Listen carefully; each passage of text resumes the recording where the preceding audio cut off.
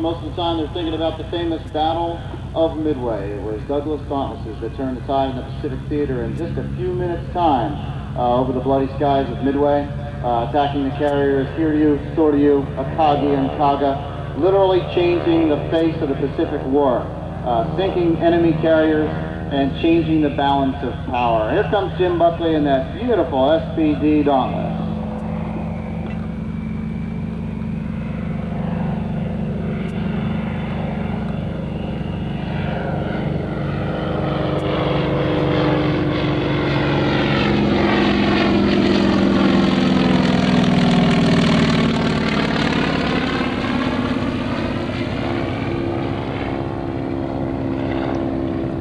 Hey, I'm looking high up in downwind. I think the Aichi Val, I'm not sure what he's up to, but he's flying a little bit higher than I first anticipated him to fly. Not sure what that Japanese aircraft might be up to, dipping his wings. Imagine that sight. That's in World War II, Aichi Val. I don't think this is going to be good for the home front.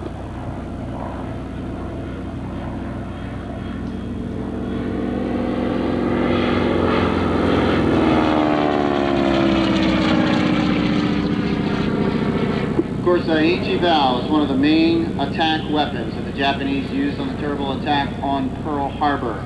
Essentially the lead dive bomber for the entire Japanese Navy during the Second World War. To your left, or you're from the left to the right.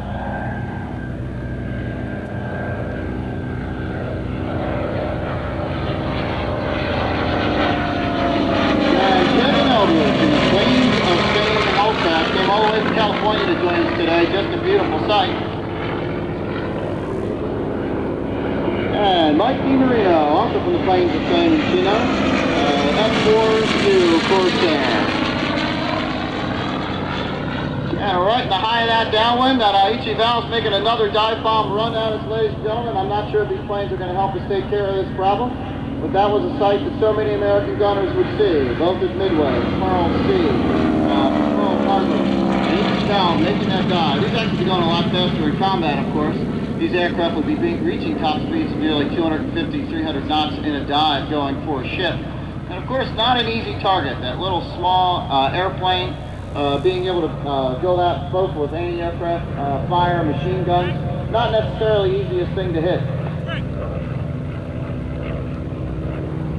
And great pass you see by the Hellcat. Nose is going to straighten those wings right over 3-1. Pouring on the throttle just a little bit more for us during this pass. Douglas Dauntless, right over our head. There's the big sound of that engine. That's that right engine, that R1820 making that pound. And there's the Hellcat coming at me. Straightening those wings out, pouring on just a little bit more throttle, chasing that Dauntless down the flight line. And just high to your left, you see that Corsair going to join the pattern right away. The Hellcat looks like he's crawling up. And if you notice, he's trying to get on the tail of that valve. The valve's coming right down. It looks like he's got the angle on the Corsair. The Corsair is actually going to overrun him. He's going to tip his wing and see if he can get around that valve and see if he can beat him on the upswing. Remember, that Corsair can outturn and outpower the Japanese plane. Whatever advantage that you have on your aircraft, you've got to use that advantage. The valve, of course, a lot slower, a lot less maneuverable. These fighters are right now making the passes in order to be able to put on the tail of that valve. And here comes the Hellcat once again, straightening his wings right over runway 31. And now you see in just a few moments, he takes a couple of passes, beginning to position himself where he can move that stick, he can put on a little more throttle and be able to put himself right on the tail of that valve.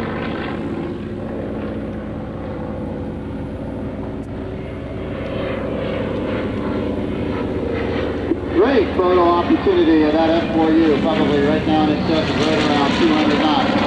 Making that turn on the stick and joining that Hellcat in perfect formation down the flight line on runway 31 on the downwind. High, just getting up in the soup a little bit. Here comes the valve being able to make another pass. This was the skill of the dive bomber pilot. Little kick of the rudder, dip that stick down, and he's trying to get an angle on the Dauntless. He's trying to get a shot on the Dauntless. He's going to come right in front, be able to make that pass. The Dauntless has got his top drop, making his pass, and get on that tail and be able to look out for it.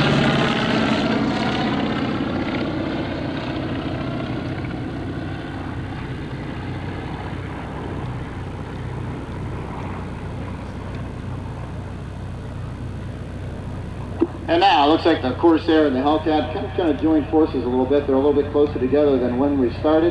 Turning that base now, getting ready to final. It looks like they have a little bit more power in, so this will be a little more higher speed pass. Making that hard turn, pulling a good 2 Gs now on the seat. That pressure pushing them down in the seat, looking down the center line of the runway. Leveling those wings, holding the heading, holding the runway. Joining up in formation, wing to wing. Can you believe it? That's a Hellcat and a Corsair right above the skies of Berks County.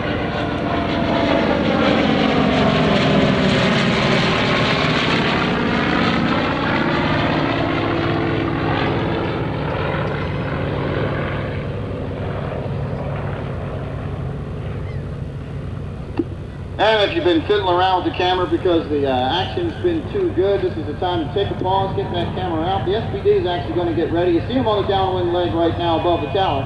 The SBD is actually going to get ready for a photo pass. He's going to pull the power back a little bit for us this time.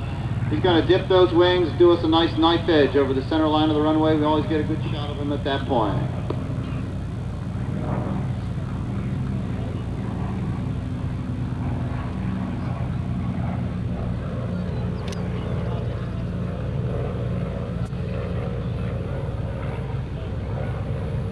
It's a good time to pause and think about the bravery of these pilots that were in these aircraft during the war. Remember, that's you. That's you sitting in that cockpit. You're heading down for a ship 4, 5, maybe 1,000 feet long. How many guns do you think are on that ship? And every one of those guns right now is trained towards you. You've got one job to do. You've got to be able to take that aircraft in, hold your heading, go right at the target, and be able to drop that bomb with all those guns headed right at you. Tremendous amount of courage and spirit that these pilots had during the war. And there's that graceful dip of the wing to the right. A beautiful photo pass, a very rare sight. Only a couple of these flying in the world, ladies and gentlemen. The Douglas Dauntless. Don't take a breath just yet. High to your left, heading to the right. Here's a photo pass by the two fighters. This will be their last pass before they're cleared to land. Both the Hellcat and the Corsair, wingtip to wingtip, just dipping to the right in a nice slow turn. That Grumman Hellcat up front, notice the drop tank underneath. That beautiful F4U Corsair, managing the power, managing the speed, making it all look so easy.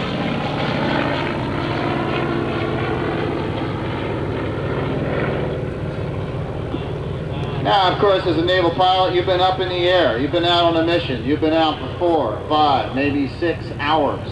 You had to find the target. You had to bring yourself into the target. You had to battle flak. You had to battle fighters. You had to bring yourself right to the target and drop your bombs. Maybe you were hit. Maybe you had damage. Now you had something really important to do, and that was find the carrier. You had to find that speck in the ocean. You had to find that little postage stamp that you had to bring this airplane back on the deck. Imagine the fatigue. Imagine maybe the wounds, maybe the damage to the aircraft. The only way that you'd be able to get home is to be able to find that speck in the sea and be able to put this aircraft right on that flat top.